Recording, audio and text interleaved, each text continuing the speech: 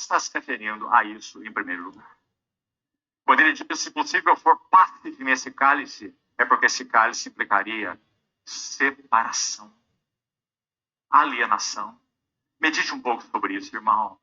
O Filho de Deus eterno, o Verbo, estava com Deus e que é Deus. E no tempo, o Verbo encarnado, que viveu 33 anos e meio nessa terra, ele nunca soube o que é separação. Ele só sabe o que é comunhão. Comunhão. Mas agora chegou o momento. Getsemane, onde ele está antecipando em agonia o que ele viveria no Calvário. Então, se possível for, passe de mim esse cálice, mas não seja feita a minha vontade, mas a tua vontade. Ele não abriu mão desse pilar de fazer a vontade de Deus. Vamos pensar de novo. E se ele faz o contrário? Antes de continuar, se nós somos cristãos verdadeiros, nós conseguimos sentir o que o nosso irmão mais velho, Jesus Cristo, sentiu. Por isso que ele suou gotas de sangue. Pelo que eu venho estudando, suar, todo mundo soa.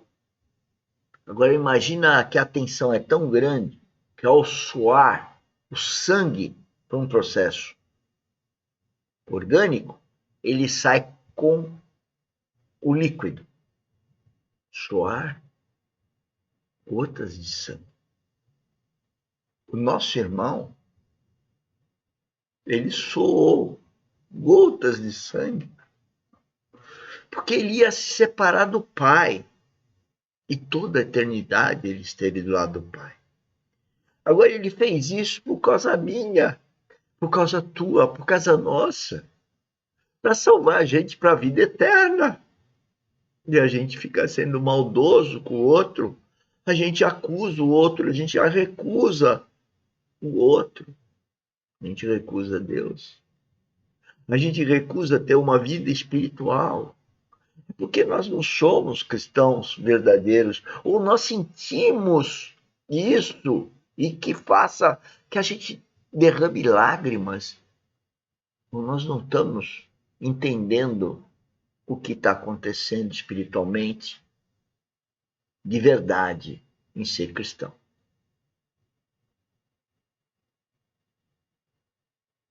É muito forte. Mas Cristo não veio para falar de coisa triste. Não. Ele veio para apresentar o reino dele, que é ele mesmo, que é espiritual. Onde que ele está arregimentando irmãos no Pai, e ele pega a herança dele e transforma na nossa herança.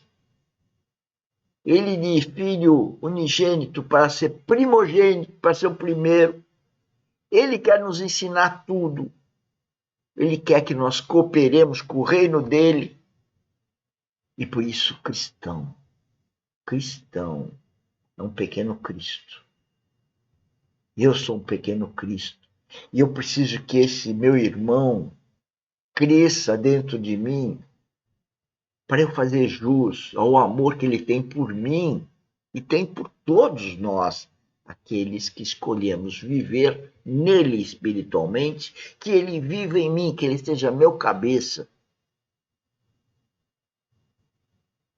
que eu faça parte do corpo dele aqui na terra e que eu obedeça ao Espírito Santo em tudo e cada vez mais. Quanto mais Cristo eu edificar em mim, mais eu vou ouvir o Espírito Santo, melhor eu vou ser para a glória do meu Pai Celestial. Vem conosco, participa da academia, compartilha esse projeto, que ele é único, ele é pioneiro e ele é inusitado.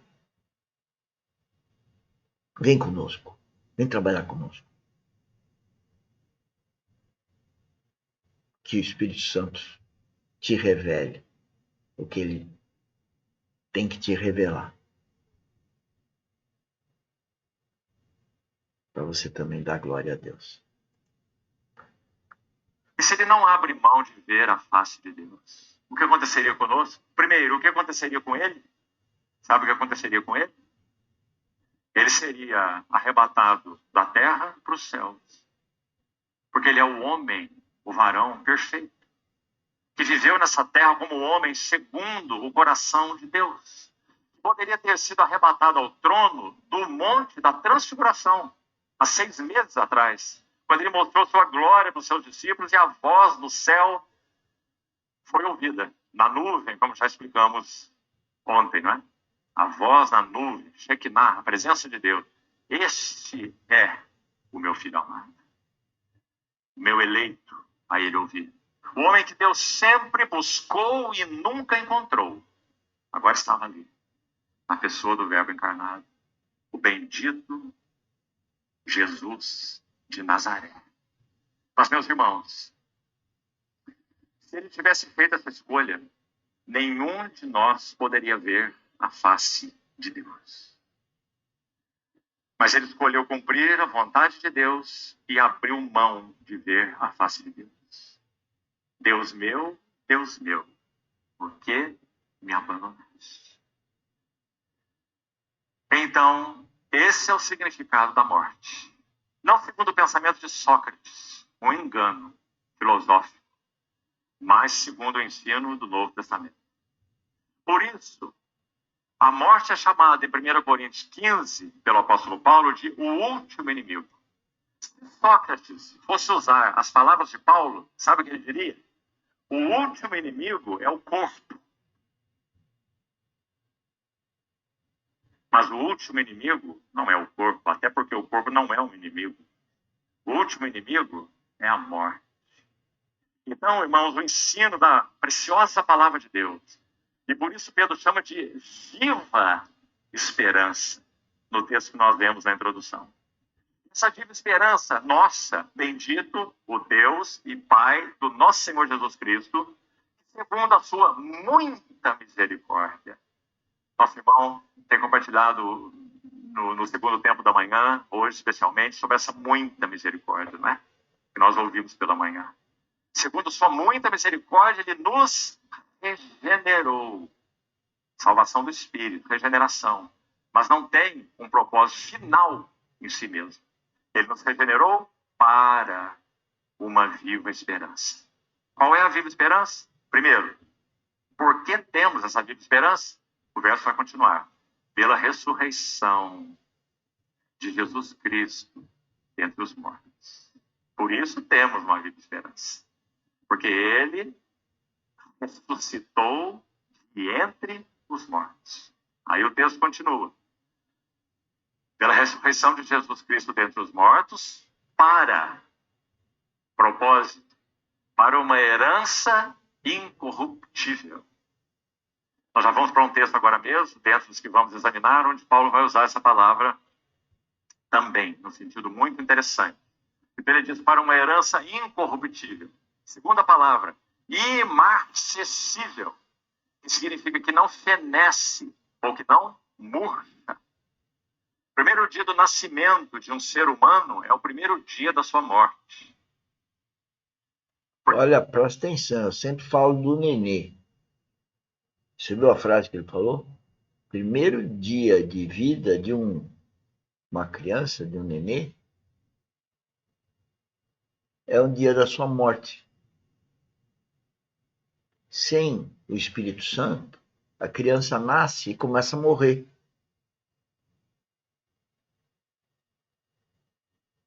Isso vai acontecer. Agora, à medida que ela recebe o Espírito Santo, melhor, que ela acolhe, que ela nasce de novo, é 2 nascimentos, percebeu? Um é físico, é alma. Mas o espírito não é regenerado ali.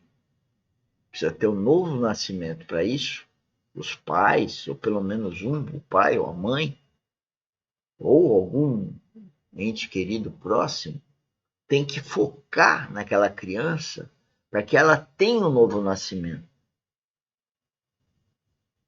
Pelo que eu entendo, é depois dos 12 anos, né? Mas eu acho que deve começar a falar o quanto antes. Mais do que falar o quanto antes, pelo intelecto.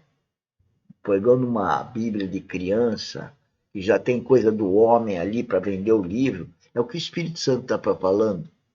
Como você deve agir com o seu filho, recém-nascido, né? No meu caso, com o meu neto, como eu tenho que agir com ele? O Espírito Santo tem que falar, faz assim. Não é intelecto, não é o que o homem pensa, não é o que a mãe pensa, não é o que o pai pensa, não é o que o avô, com a avó pensam, não é o que o pastor pensa, é o que o Espírito Santo manda. Sem, sem ter alguém que seja guiado pelo Espírito Santo, nada se fará para aquele recém-nascido. E para qualquer adulto, qualquer criança, qualquer senhor, senhora, precisa ter o novo nascimento. Para então o Espírito Santo dizer o que é para fazer para aquela pessoa. Recém-nascido ou que está à beira da morte, não importa. O Espírito Santo está mandando você fazer e falar para aquela pessoa, para que ela tenha a oportunidade do novo nascimento espiritual.